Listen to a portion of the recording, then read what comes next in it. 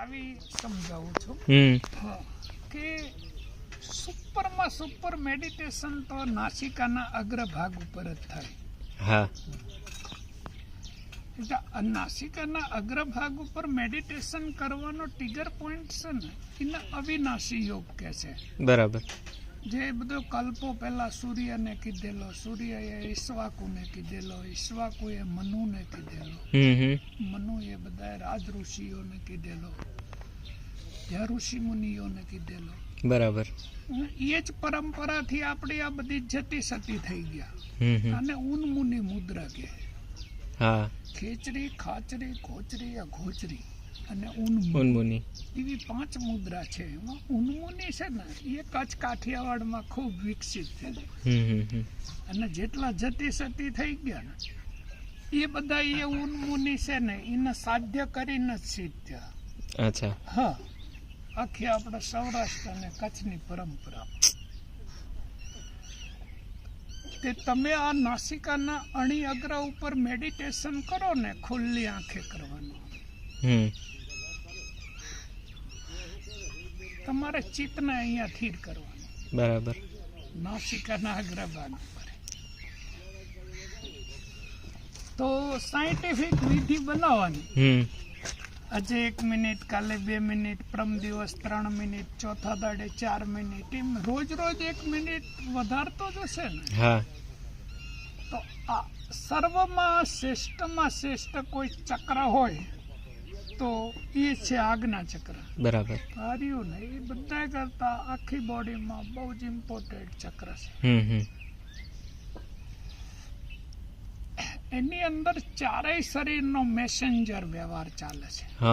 સ્થૂળ શરીર, સૂક્ષ્મ કારણ અને મહાકારણ. ચારે 4 શરીરનો જે મેસેન્જર વ્યવહાર છે ને એ અહીંથી રિલીઝ થાય છે. સાયન્સમાં એને કહેવાય motor intersensory. Motor neurons, inter neurons અને સેન્સરી ન્યુરોન્સ. સિગ્નલ XYZ કોઈ પણ હોય, બરાબર, એ અહીંથી પસાર થાય. એટલે આપણે જ્યારે એ આંખના નાસિકાના અણી અગ્ર ઉપર મેડિટેશન કરવી ને એટલે ધ્યાન એની મેળાએ અહીંયા લાગે. આપણે કોન્સન્ટ્રેશન અહીંયા કરતા હોય અને ધ્યાન અહીંયા મેજર થતું હોય. જો મનનો લય થઈ જાય ને એની સાથે અહીંયા દીપક પ્રગટ થઈ જાય. તો આજ્ઞા ચક્રની અંદર ઇમ્પોર્ટેડ હેપીનેસના 4 કેમિકલ છે. એના ઓક્સિટોસિન, મેલાટોનિન, સેરોટોનિન, ડોપામાઇન. 4 કેમિકલની 4 પાંખડી છે. 2 પાંખડી મોટી છે અને 2 નાની છે. તો એ 4 કેમિકલ છે એ 4 બોડીનું કમાન્ડિંગ પાવર છે. એટલે અહીંયાથી 2 સિગ્નલ નીકળે છે. જે સૂર્યના સિગ્નલ છે એ મોટર ઇન્ટરસેન્સરી છે અને ચંદ્રના સિગ્નલ છે એ કેમિસ્ટ્રી છે.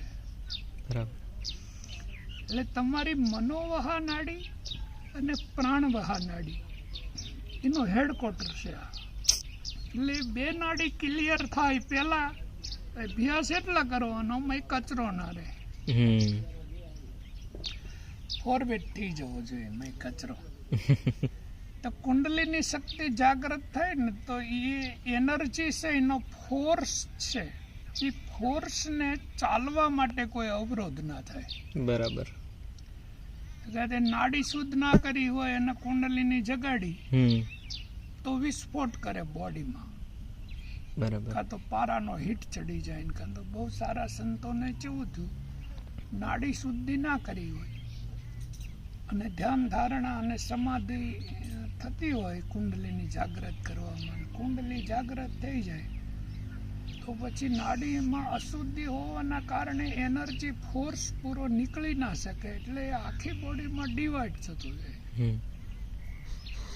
ડિવાઈડ થાય પછી એટલી ગરમી ઊભી થાય ને કે એ ઘણા સાધુઓ બરફમાં પડ્યા રહે ત્યારે ટેમ્પરેચર મેજર થાય.